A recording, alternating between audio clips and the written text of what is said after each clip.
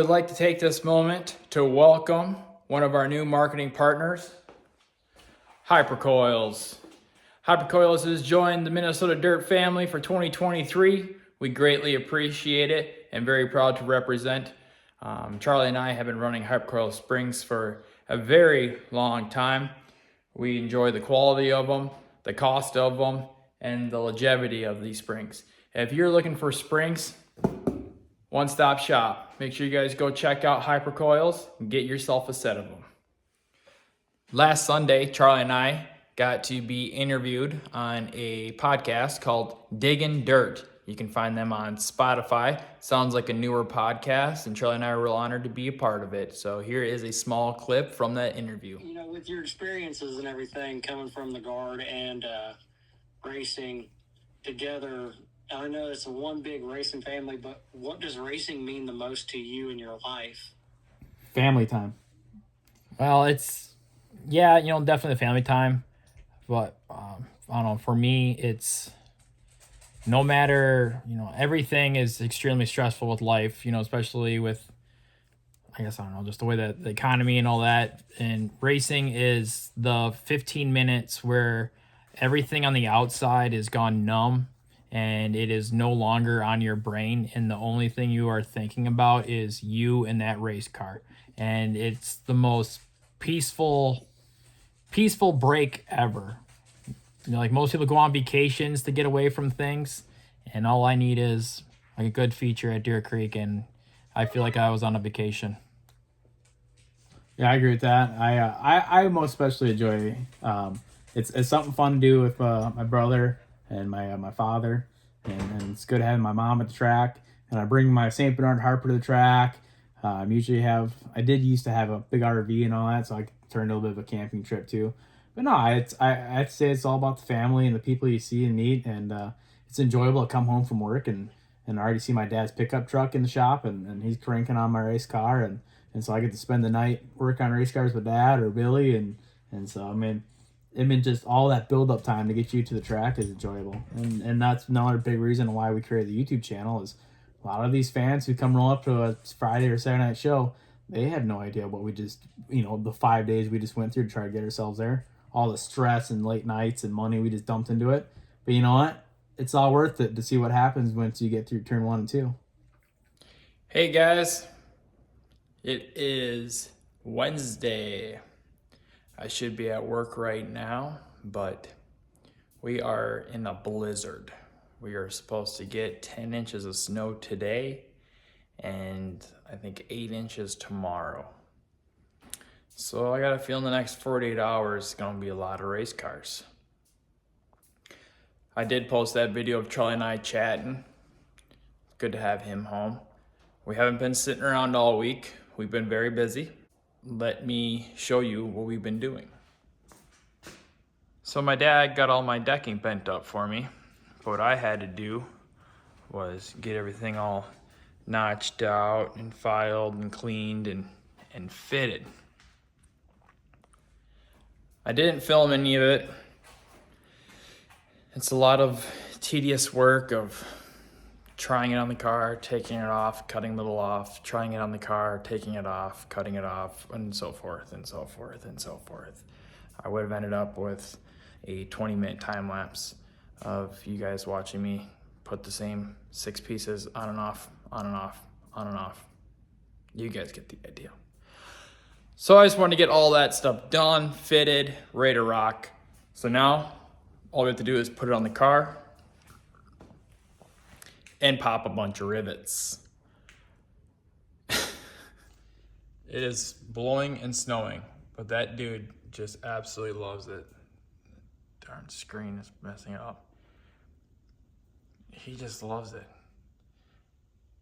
It's hilarious, especially when there's a big snow mound in the backyard. He'll just start digging and he'll make himself a cool little fort. He's definitely a snow dog. He loves being out there. I'd be freaking miserable, but him, he can't get enough of it. But enough of all that. Gonna set you up for a time lapse. We're gonna get some decking on the dirt dueler. Start to make it look like a real race car again. So let's get started.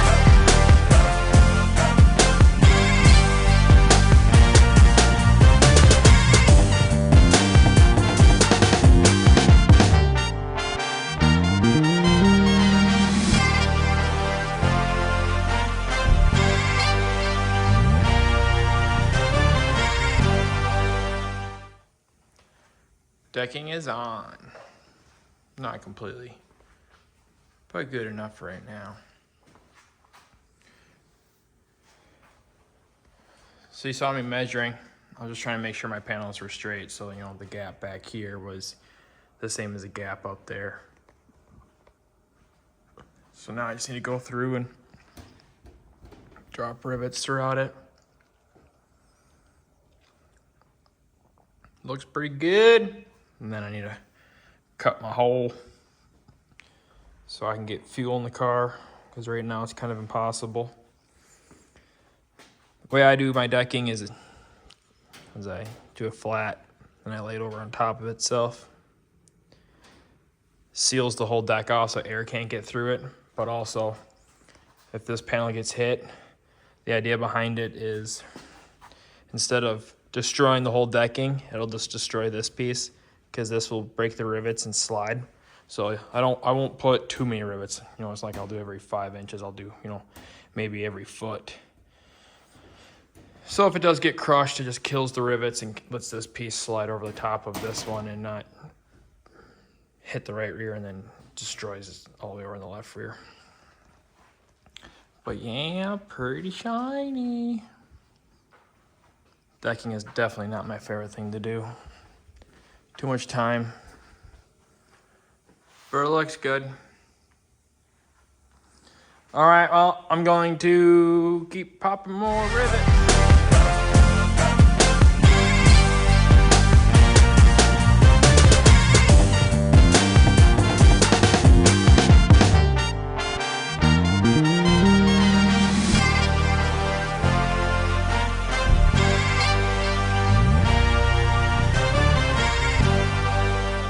To make sure the piston's all the way inside the caliper to prevent it from rusting. Next question was, I forget where the question came from, if it was Facebook, doesn't matter. They asked is, how do I know my ride heights and how I'm using the Weir's Machine 394 setup sticks when I was setting my rear end? How did I know that number? Well, we previously had that 9-inch, so I've raced this car. Before I tore the 9-inch out, I took the measurement from the top of the rear end housing to the underslung. So I already knew where that was. So that's how I knew what lengths to set those to simulate ride height. And that's how I'm able to do it on the jack stands. Now, if you don't have that pleasure of knowing what your heights need to be, a little trick I was kind of taught by Dan Wheeler. I used to drive this older kind of no-name car. I didn't really have any setup information on it. We were shooting in the dark. And this is what he taught me. So most of all your Chevelle cars, your ride height is measured from the lower control arm bolt. Better angle right here. So from this point to the ground, most times it's like 8 inches, 7 3/4, somewhere around there. You can't really set it up on jack stands off the start. You kind of do have to have it on the ground. Set your front end, 8 inches across, somewhere close. The next thing is you're gonna want to usually find a bar that goes from the front all the way to the rear. So when you got the car down, measure from this bar to the ground. I don't know what the number is gonna be, but let's just say it's 8. After you have that, you go to the rear of the car, still being on that same bar that we originally were on, and you're gonna pull your measurement from here to the ground. Now that you have that rear measurement should be roughly 2 inches higher than what that front measurement was. So that means we have about 2 inches of slope. After you have that, then you can start taking your measurements from your under rail to the top of your rear end housing and figure out what that number is going to be for your race car. After you got that number, then you can utilize the setup sticks, get them plumbed in there, and then you can put the car up on jack stands, and we know we have our rear end pretty close to where it's going to be in real life. Just a little trick that I was taught by Dan Wheeler. I'm sure a lot of people know him, the Red One. He's a dirt track legend. So if he tells me that, that's good information for everyone else. So yeah, hopefully that answers the questions. And if you guys have questions, don't be shy. I'll tell you how it is. Might not be the answer you want. Might not even be correct. But I'll answer the questions to the best of my ability and go from there. Thanks. Decking is officially done. Thank goodness. I hate decking. Turned out pretty good. A few ouches, but it's all right. It's all over turn 1, lap 1, so it'll be fine. Now that I got that done, it's time to work on the front end a little bit. I'm still trying to figure out this whole finger pointing thing. Got the Weir's Machine 394 setup sticks in the front end, and we're gonna go through it and do caster camber. So let's talk about that. So we have caster, which is the upper ball joint compared to the lower ball joint. When the upper ball joint is behind the lower, we have positive caster. When it's the other way, we have negative caster. The tire leaning, we have negative camber, positive camber. So on dirt mods, we want positive caster, so we want the upper ball joint behind. On the right front, it's going to be like 4 degrees of caster.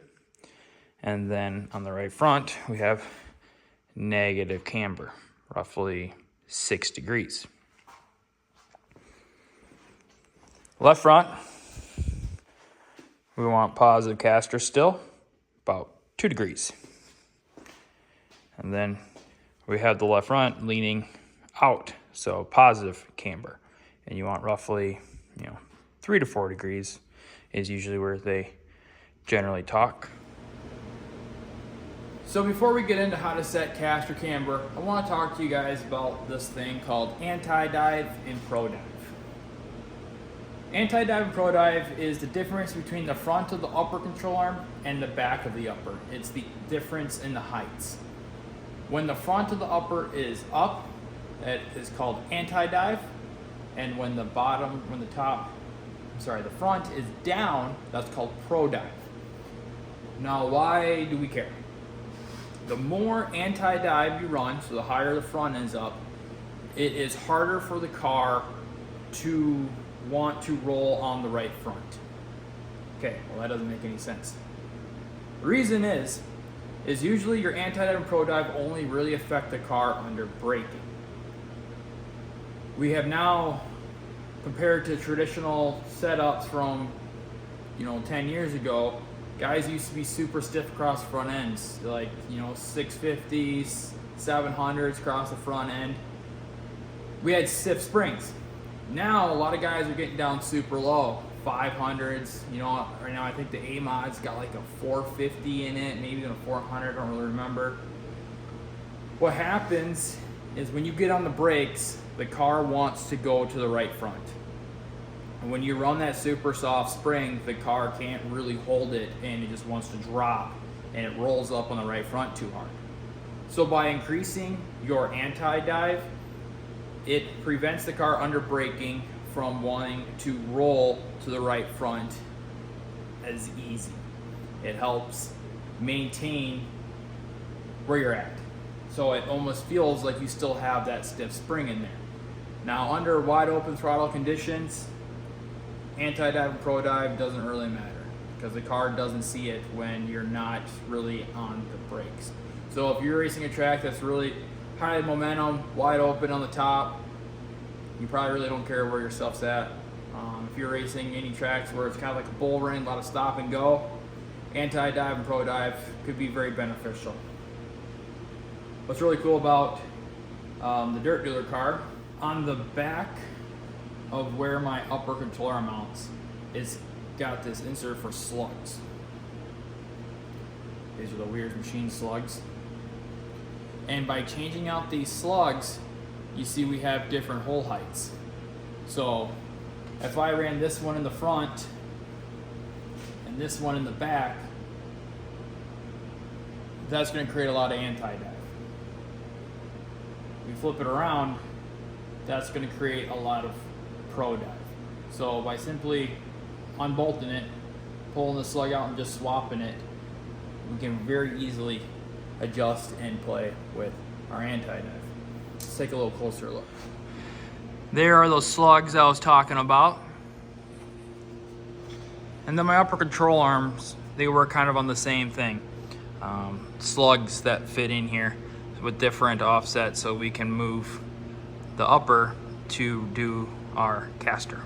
And then of course, we have the Weir's Machine camber shims. Makes life so easy not having to deal with a stack of washers. Big thing we see on cars that is a big no-go. The Weir's Machine camber shim, one piece, very nice. A lot of guys will use washers, and what happens is when they're trying to set their caster, they'll have like, 2 or 3 washers back here, and then have like 5 or 6 washers up front, an offset. Well, what happens is when you tighten that down, it won't be flat with your mount, and it can actually bend the cross shaft and put the cross shaft in a really nasty bind. So having your upper control arm mount in the right spot is pretty important. If you have an older car where you do have that huge offset in washers, kind of is what it is, unless you feel like cutting off your upper control arm mounts and relocating them to make it more better. If you're not doing that, just really keep an eye on that upper control arm. And you might have to auger out the slot so that the bolt can sit more of an angle, but just ensure that you're not bending your cross shaft, because that'll really bind up that upper control arm. But usually when it comes to anti-dive and pro dive, usually the right front, people are running, I don't know, 1 degree, 0 to 1 degree of anti-dive in the right front. The left front, they're usually 1 to 2 pro dive. So the front of the upper is higher than the back. Well, enough about that. Let's talk about setting caster and camber. To do caster camber, first thing you need, caster camber gauge. This here is an Intercomp. I don't know the model number, but yeah, Intercomp. First thing you gotta do is you gotta take your dust cap off. Pull off your dust cap. Oh, let's talk. TJ just going out for a rip, bud. Anyway, I have been starting to run these Joe's billet caps, and I am absolutely in love. Sorry, they're dirty as you can see. Your standard cap just pushes on and just kind of set it. Forget it. Well, every season I always lose them. So then usually I finish up the season with a paint cap pushed and duct taped on, because usually I discover they fell off at the racetrack. These Joes, you actually buy a jig and you drill and tap into the rotor itself. So then you just push the cap on, got a nice thick O-ring on there, and those are the 2 little screws holding on. The last 2 years, the first years, I've never lost a dust cap, and it's all thanks to Joe's. Very nice. Well worth the money in my opinion. Because after you lose one cap, then you get dirt in the bearings, and you go through the whole bearings and hope you didn't damage one, and no good. I really like them. But anyway, going back caster camber. We take our gauge. We get on the right front, or left front here, sorry. Yep, there we go. Level it out there, and then read our camber caster. Adam was here yesterday. I told him I was going to be talking about caster camber, and he didn't want me telling the world on what we run for camber. So obviously I don't run negative camber. Usually, 3-4 degrees positive on this side. So this bubble's probably about there somewhere. Then we read caster. Depending on which gauge you have, you need to read the instructions on how it wants you to operate. Every gauge seems a little bit of difference. Like our old gauge, it used to tell us to turn out and then turn in. So if you're on the left front, you would turn left, and then you'd zero it, then you would turn right. Right front, you would turn right, and then turn left. Well, this intercom gauge, it says it always wants us to roll forward first and then back. So left front will turn right, right front will turn left. So in ours, we gotta roll it forward first. So we'll turn it to the right, about there. Now, if you see on the gauge here, it's cut on angles. You need to roll it forward and back 20 degrees, and that's what they have these lines cut at. So you can take a look at this and eyeball it that it's straight. Go actually a little more, about there. So now roll forward, we'll re-level it there, and then we'll turn the dial to get us zeroed. There's a dial right there. And then as you turn it, it levels and unlevels. So that's kind of how you zero it. So we'll get ourselves back to 0. Too far. Right there. There. And then turn it the other way, 20 degrees.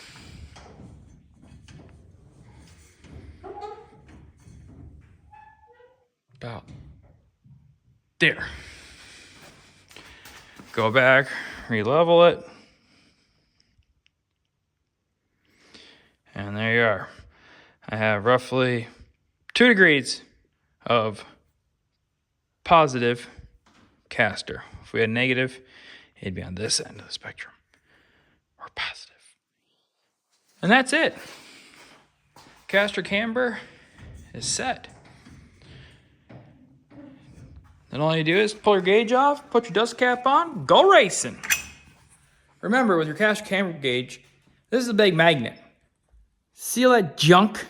Make sure you don't have junk on the face of it. That'll really throw off your numbers if you have metal in between it. Yeah, don't do that. That's bad.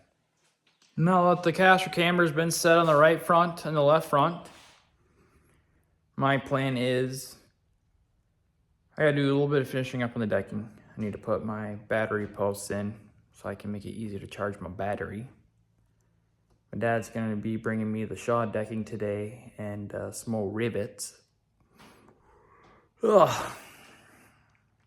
Get the gas door all riveted down. Well, my gas hatch door, still door. And then I'm gonna start doing some more science experiments, I think.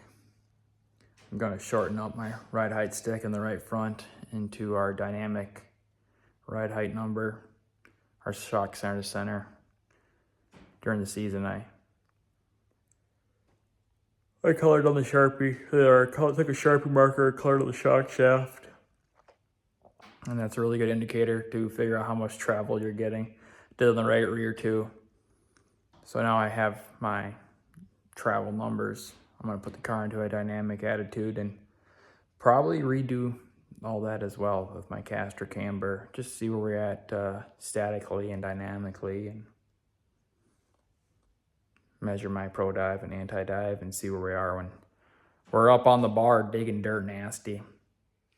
We're gonna check in now with Charlie and see what he's got going on at his house now that he's home. So here's Charlie. Hey, Minnesota Dirt. Just wanted to give you guys a little update on a little more on what's going on with me. So now that I'm home, I'm getting back to working on the OBS Ford a little bit. As you guys can probably tell, lots been happening since I've been gone. It's finally in color. Starting to get all the glass put back in it. We tore this thing completely down. I got the door handles all back in, glasses back in, locks are all in. Starting to put the nice trim up around it. You guys remember in some previous videos, I had this whole windshield I completely covered in overspray. I don't have the old one, they took it with me. But, so J-Rock Auto Glass killed it on this windshield. And I don't know if anybody, this was the first time I've ever driven a vehicle with a brand new windshield. So that means like no pits, not a single blemish. And because the old, I nicknamed it the Super Booty because it's a Super Duty pickup truck. That's a dually, Super Booty. Oh, that was funny. But the old towing rig had to get a little bit of attention too. So J-Rock out of Orinoco put a new windshield in that truck for me as well. And the guy who came out, so I called, what was this, 2 days ago?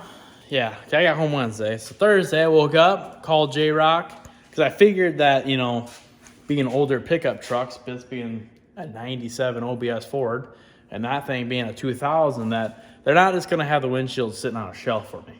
So I'm like, well, I better call right away. And I figured it was going to be, you know, a little bit of a wait time to get windshields for these trucks. And no, she talked to some really nice gal there at J-Rock. Side note, my aunt also works at J-Rock, my aunt Denise.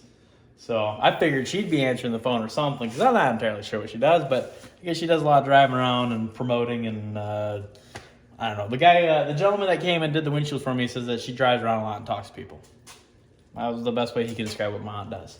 But he did a phenomenal job putting in the windshield all by himself. I offered to help, and he's like, dude, honestly, it's easier if I just did it, because I've been doing it for 25 plus years.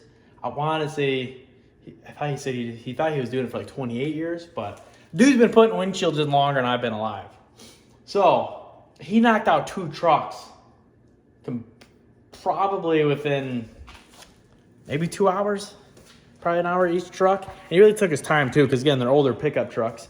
And like this one here had that issue, which I'm super happy that he even noticed and took the time to take care of. Because, you know, as you can tell, we've put a lot of work into this truck ourselves. But a lot of these older trucks, you know, from the factory, these seals will trap a little bit of water back there. And the metal that holds onto the windshield or windshield rests against will rot itself out. And so he took out this windshield, noticed all that around there. And then he got it all cleaned up. And then he had his own like a primer oxidizer that's supposed to really prevent all the rust and to stop what rust has happened. And so he did that all the way around the windshield and installed the new windshield. And then you got this fancy trim here. I was expecting I was going to be putting it back together.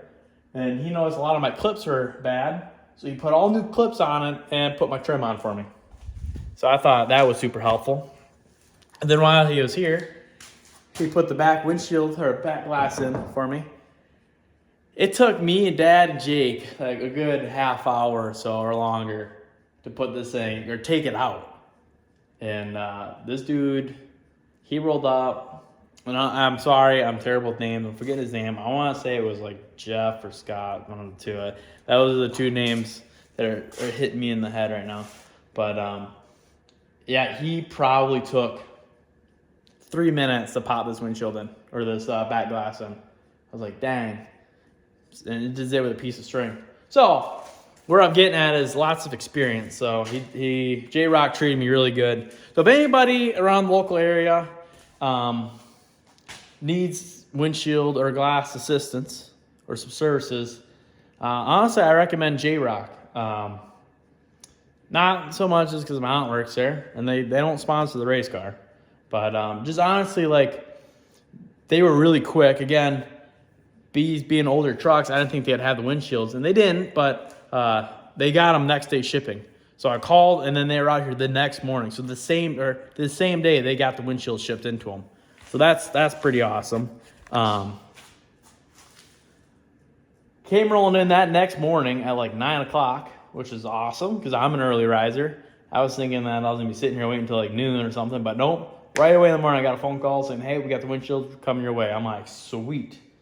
Obviously, they prefer to do it in a nice heated shop because it is cold out in Minnesota. So just pulled my truck in here. I had this over on the 2-post lift, and yeah, he walked in here and knocked it out. Had a great conversation with him, so that was enjoyable. But so yeah, J-Rock out of Orinoco. I'm like Orinoco. J-Rock Auto Glass. And it's J Rocks Auto Glass out of Orinoco. So back to this though. Try and get it all cleaned up before I leave again in March. I leave at the end of March to go back down to Alabama. So I want to get this truck done and sold. But I don't need a whole lot. Mr. Swanson, you guys have heard us, you've seen him in some of our videos. He knocked out this paint job. I mean, it is nice. So I'm excited to get this truck done, give it one really good wash, one really nice good waxing, and really see this Amazon green pop. And but yeah, right now I'm painting the frame. So I'm using this Chassis Saver black here. It's some really good paint. It's aggressive. And I was just brushing it on because I'm kind of doing things a little bit out of order. I should have painted the chassis before I ever painted the truck, but kind of got in a rush of things and I was just moving too fast and whatnot. And just kind of, we needed to get the truck in color. I was on a little bit of a time crunch. And so to prevent from like taping and possibly overspray and all that stuff, I was just going to brush this on. But it's becoming so much work. I feel like I'm getting more on my floor than I am on the car or the truck. And I'm not doing as good of a job as I want. So I'm going to bite the bullet. I'm going to do it properly. And I'm going to take my time. I'm going to plastic off the whole truck and tape it all off real nice. And then I'm going to spray the entire chassis. It's a little bit of extra work, a little bit extra time, but it's going to come out so much nicer. Because it's irritating that, you know, I can't, there's a lot of these spots in here. I want to be able to get all inside here. I don't want to just do this outer. You know, I spent a lot of money on this paint. I want to make sure it's used properly and going to hold. And, you know, yeah, I'm not keeping this truck. I'm going to sell it, but that doesn't mean I don't want it to last. So, and honestly, I enjoy doing this because I love these old pickups. I think they're beautiful trucks, and I want to bring them back to life and put them back on the road. Because, in my honest opinion, the new trucks these days suck. They're gorgeous. They're pretty looking trucks. But I don't think, I don't want to say that. I don't know. I like these older 90s and 80s. I just like them better. I feel like, yeah, the interiors aren't as tech savvy, but I just feel like they're more comfy. I don't know. I just like the older trucks more. So, I think that's about closing out. I need to get to Billy's because Daytona 500 is starting pretty soon, and I'm not going to make it there in time for the drop of the green flag because I wanted to get all the glass put in. See, this is the only door that doesn't have glass in it, and that's because this is the door I replaced. And as you can tell, the end door here is red, but everything's been jammed. I got to put all the wiring back in this one. That door already had the wiring, so I can put the glass in. Because I don't have the wiring in here, I can't put the glass in. So, I got a little bit of work here to do before glass goes back in. Did you hear how nice that door closed? That's because I just put all new door pins in. We got the painted topper behind me. So eventually I'm going to have to put all the glass in that. That's right. This thing's going to have a color match topper. I just want to show this appreciation for these doors here real quick. Again, that's one thing I like about these 90s. Now watch this. Watch this. That's nice. All right. Thank you guys for watching. And here we are at Billy's shop. We are back in my shop, and that will conclude today's video. Thank you so much for watching. Thanks again to Hypercoil. We are super excited to have them on the team. Please like, share, and subscribe. Please share on Facebook. Every Facebook share helps us out a ton. And again, if you guys have any questions, don't be shy. Definitely message us and let us know, and we'll answer them the best that we can about any setups or what we use on our cars. And yeah. So hey, thanks for watching, guys. We'll see you in the next video.